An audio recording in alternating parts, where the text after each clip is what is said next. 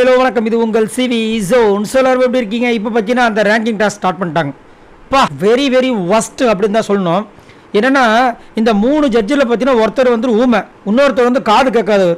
ஊமன்றவர் வந்துட்டு நம்மளை அமைத்து, காது கேட்காதவர் பார்த்தீங்கன்னா நம்மளுடைய விக்கல் சிக்கிரம். இதில் வந்து மெஜாரிட்டி பேசுறது கனி தான். கனியோட டிசிஷன் தான் இங்கே.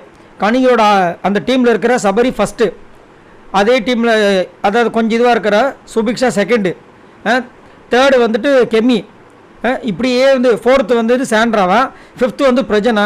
இனியா நடக்குது. அதுக்கப்புறம் வந்துட்டு ரம்யா வந்துட்டு முன்னாடியே வந்துட்டாங்க. ரம்யா சிறுபலத்தனமாக அசிங்கமாக பேசுறதே இல்லையா. அதுக்கப்புறம் பார்த்தீங்கன்னா அந்த கேங் விட்டு வெளியே வந்தால் கம்முறுதிலேருந்து ஆரம்பித்து எல்லாருமே பார்த்தீங்கன்னா லாஸ்ட்டு சென்ட்ரா வந்து திவ்யா உட்கார வச்சிட்டாங்க. திவ்யாவை விட அந்த சாண்ட்ரா பிரஜன் வந்து சூப்பரான வாங்கலாம். டா என்ன அட்டகாசம் பாருங்கள். லாஸ்ட்டில் வந்துட்டு விஜய் பார்வதியை வந்து 13வது பிளேஸில் போட்டு திவாகர் சொல்கிறாங்க, திவாகர் வந்து உங்களுக்கு சிறுபுலத்தனமாக நீங்கள் இருக்கீங்க, கண்டபடி பேசுங்க, உங்களை பற்றி மட்டும்தான் பேசுங்க, கேமை வந்துட்டு நீங்கள் பெருசாக பண்ண மாட்டீங்க அப்படின்ட்டு விஜய் பார்வதிக்கு காரணத்தை சொல்லுங்கன்னா, தேவையில்லாமல் ஊதி பெருசாக்குவீங்க, உங்ககிட்ட வந்து அந்த அக்செப்டன்ஸே சுத்தமாக கிடையாது, கூச்சல் அதிகமாக இருக்குது, மார்க் பண்ணுறீங்க, சிறுபுலத்தனமாக இருக்குது, கேள்வி கேட்டால் நீங்கள் வந்துட்டு எதுக்குமே வந்து இது பண்ண மாட்டீங்க, அதே மாதிரி மாற்றி மாற்றி பேசுவீங்கன்னு சொல்லிட்டு இஷ்டத்துக்கு அடுக்கி வைக்கிறாங்க. இதை பேசுறது ஃபுல்லாக கனி. அவங்க ஒரே ஒரு வார்த்தை தான் கேட்டாங்க, முன்னாடி இருக்கிற கெமி இதை பண்ணியிருக்காங்களா, அரோரா இதை பண்ணியிருக்காங்களா, அப்போ அவங்களையும் நீங்கள் அங்கே வச்சுருக்கீங்கன்னு.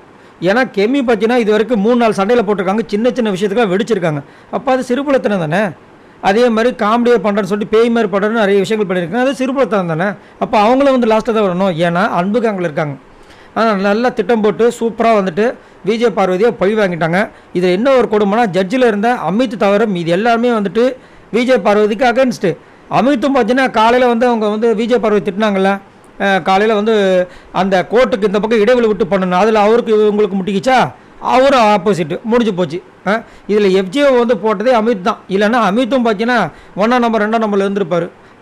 பாவிகளா, உங்களை நம்பி தான் கொடுத்தோன்னு சொல்லிட்டு எல்லாருமே காண்டாயிட்டாங்க. கொடுமையாக இருந்துச்சு.